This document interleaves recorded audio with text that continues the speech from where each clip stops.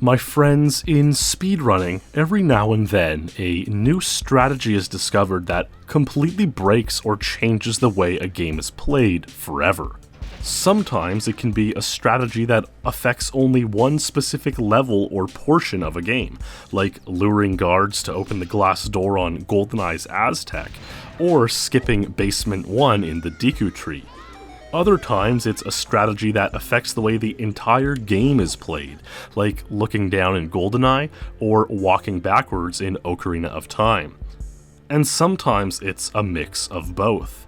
A strategy that can entirely break the way one level is supposed to be played, with rippling effects throughout the rest of the game. In July 2018, a mysterious individual known only as Ted appeared on the Goldeneye Elite Forum and claimed to have discovered one of these strategies. A strategy so game-changing that he estimated 30 seconds of untied world records would be set by the end of 2018. This is the story of the M-Strat. Hey, before we dive into this story, I just want to let you know that I've made a new channel for my 1 to 2 hour live streamed speed lore episodes called Speed Lore. 2 episodes from March are already uploaded there, along with some neatly organized playlists, so if you love those videos, they have a new home over there, so go check it out and subscribe. Thanks! Okay, so what exactly did Mr. Ted reveal to us about the M-Strat? Well, if we take a look at his first ever post on the Elite Forum made on July 18, 2018, we can glean a number of things. 1, the strategy was named the M-Strat after Nelson Mandela, whose 100th birthday it would have been on the day Ted made this now infamous thread. Not the day the strategy was discovered or the day the first record was set with it, the day that the thread was made. Kind of a random way to name your strategy, but alright.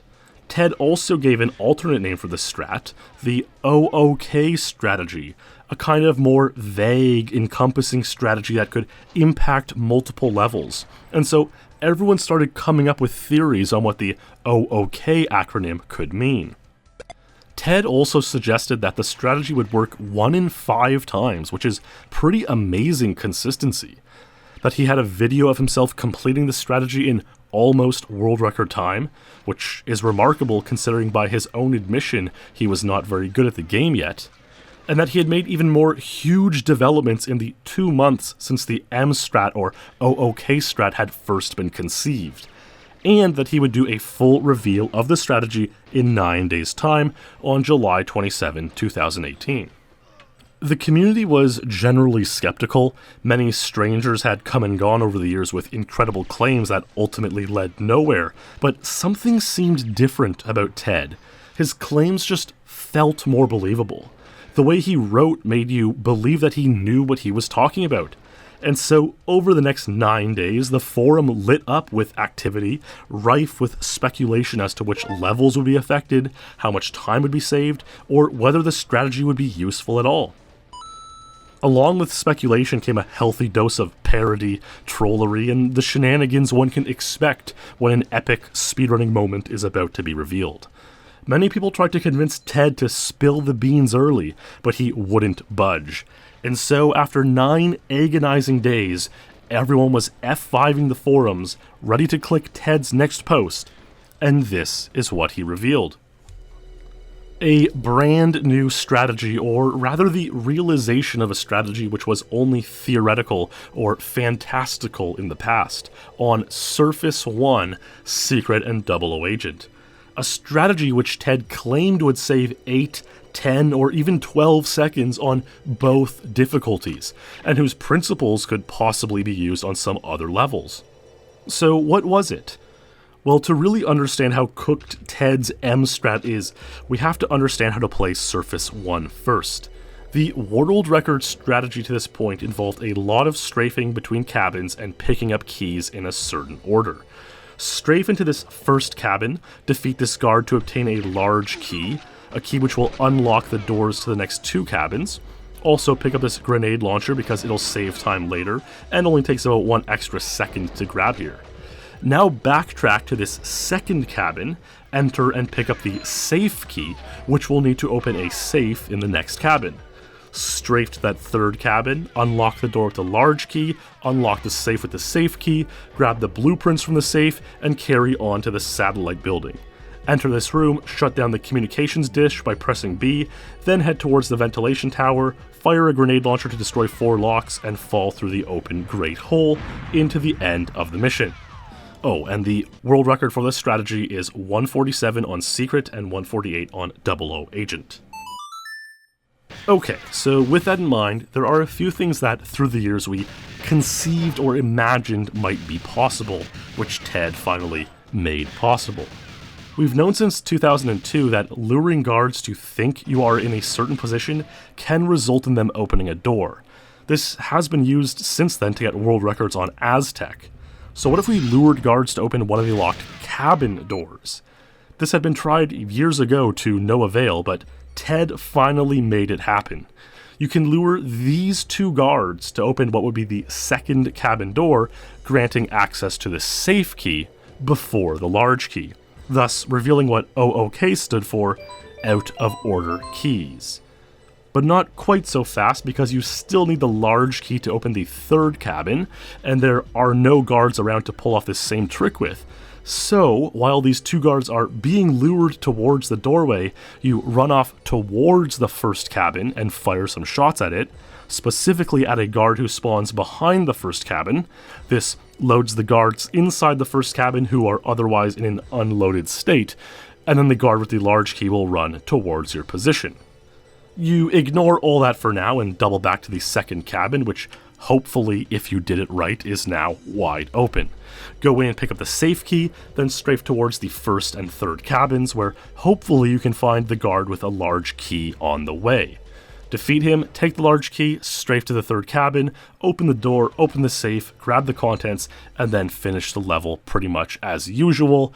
Except now, since you don't have a grenade launcher, you're going to have to shoot off the locks at the end yourself. On top of this, Ted revealed a tool-assisted speedrun performed by Weister of a 1:35 on 00 Agent, 13 seconds cut from the world record.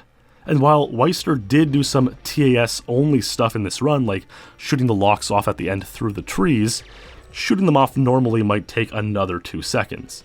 This all showed, though, that clear, real potential that a multiple-second untied world record was up for grabs. But nearly a year later, the records haven't improved, not even by 1 second. So what happened? Well, as it turns out, the strategy was not as easy or consistent as Ted believed. Not at all. For one, when you lure the 2 guards to the second cabin's door, you have to hope they react in such a way that they leave at different times. That's somewhat inconsistent. Then you have to be standing in a virtually pixel-perfect spot when you lure these guards, and then back up into another perfect spot as the guards are being lured.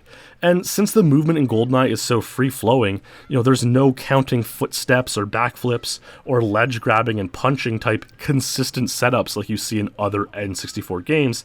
It makes this extremely difficult, like close to impossible to do with any consistency. Then even the lure for the large key guard isn't a gimme, having to hope a guard spawned in the right spot behind the cabin and that your shots will pass through the unloaded cabin wall and attract him to your position. Basically every single aspect of the strategy is way harder in practice than in theory.